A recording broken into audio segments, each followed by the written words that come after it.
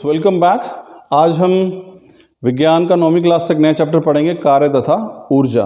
और यहाँ पे हम टॉपिक को डिस्कस करेंगे कि कार्य जो है वो कितने प्रकार का हो सकता है, किस स्थिति में कार्य जो है वो शून्य होता है। इससे पहले हम फिर से एक बार दोहराते हैं कि कार्य कब हमने माना। तो ध्यान रखिए स्टूडेंट्स, हमने पिछले लेक्चर में पढ़ा था कि कभी भी जो किया गया कार्य है वो तब माना जाता है यदि हम किसी वस्तु पर बल लगाएं और उस वस्तु पर लगने वाला बल जो है उसे विस्थापित कर दे, तो उसे कहेंगे हम कि कार्य जो है वो किया गया है।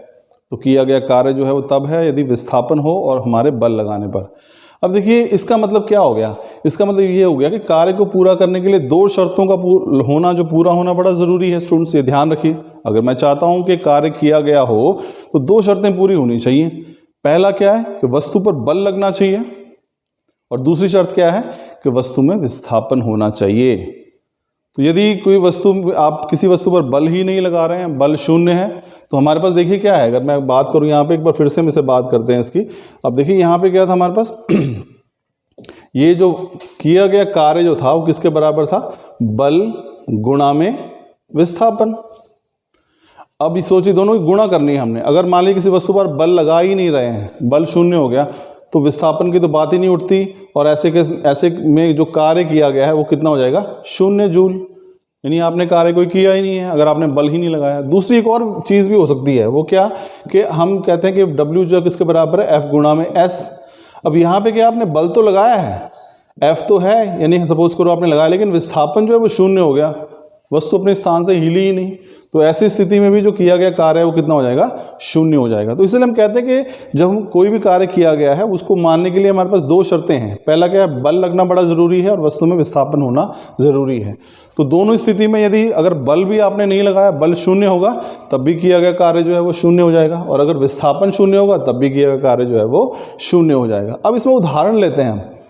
उदाहरण ये देखिए कि सपोज करो कि हमें बहुत बड़ी दीवार है किसी कमरे की, और मैं उसे धकेलने का प्रयास कर रहा हूँ।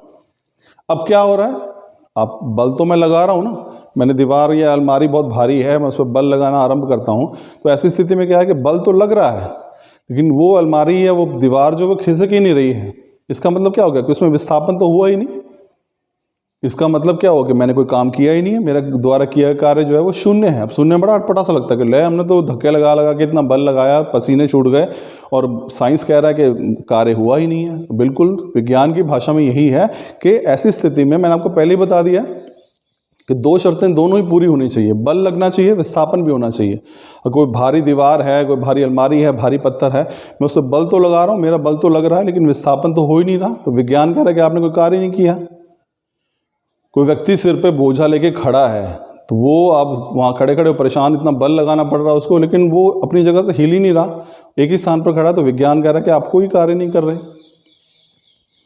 तो ये विज्ञान के अगर हम बात करें उसके संदर्भ में किए गए कार्य की परिभाषा बहुत अलग है। आप स्कूल में बैठे हैं, सुबह से लेकर आप दोपहर तक, जब 1-2 बजे तक जब आप स्कूल में हैं, तो आप लगातार पढ़ रहे हैं, किताबों पे ध्यान दे रहे हैं, टीचर की बात सुन रहे हैं। विज्ञान कह रहा है कि आपने कोई कार्य नहीं किया, क्योंकि आप में विस्थापन ही नहीं हुआ। आप कह रहे हो सुबह से मैं तो थक गया हूँ कि मैं पढ़ पढ़ के, और मैं यहाँ पे सुन सुन के मैं तो बहुत ज़्यादा थक गया हूँ। तो विज्ञान के संदर्भ में जो परिभाषा है कार्य की वो बहुत अलग है। तो दोनों शर्तों का किया जाना जो है वो पूरा बहुत ज़रूरी है। तो विस्थापन भी होना चाहिए और बल भी लगना चाहिए। अगर बल नहीं लगाया है तो विस्थापन तो होगा ही नहीं, कार्य 0 हो जाएगा। और अगर आपने बल लगाया है लेकिन उसके बावजूद कोई विस्थापन नहीं हो रहा है, तब भी कार्य जो है विज्ञान के भाषा में 0 ही रहेगा।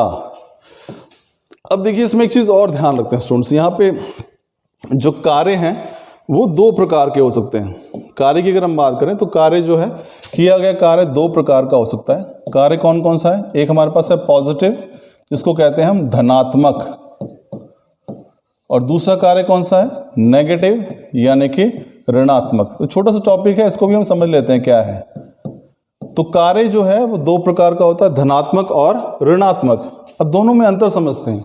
मान लीजिए कि मैं किसी वस्तु पर बल लगा रहा हूं और वो वस्तु बल की दिशा में ही गति कर रही है, विस्थापित हो रही है, तो किया गया कार्य क्या कहलाएगा, अगर विस्थापन उसी दिशा में हो रहा तो किया गया कार्य कहलाएगा पॉजिटिव वर्क, यानी कि धनात्मक कार्य। कैसे, मैं ये वस्तु यहाँ पड़ी है A, और इसको बल लगा रहे हैं इस तरफ, और वस्तु का विस्थापन भी इस तरफ ही हो रहा है, थोड़ी बहुत वस्तु जो है वो खिसक कर यहाँ पे आ गई है। जो जिस दिशा में बल लगाया गया था वस्तु का विस्थापन भी उसी दिशा में हुआ है। तो ये जो है कार्य किस प्रकार का होगा, धनात्मक। तो कोई भी कार्य जो है धनात्मक तब कहलाता है यदि वस्तु का विस्थापन उसी दिशा में हो जिस दिशा में हम बल लगा रहे हैं। कोई चीज़ पड़ी है, मेज हम उसे धक्का दे रहा हूँ तो उसी दिशा में जो है वो विस्थापित हो रही है, तो ये क्या हो गया हमारे पास जो है ये धनात्मक है। अब बात करते हैं ऋणात्मक बल की। कार्य, ऋणात्मक कार्य जो है क्या किस कब कहेंगे, नेगेटिव वर्क कब माना जाएगा। अब उसमें क्या है कि जिस दिशा में आप बल लगा रहे हैं वस्तु का विस्थापन उससे विपरीत दिशा में होगा। तो ये जब होगा स्थिति आएगी तो हम कहेंगे जो किया गया कार्य है वो ऋणात्मक है, नेगेटिव है।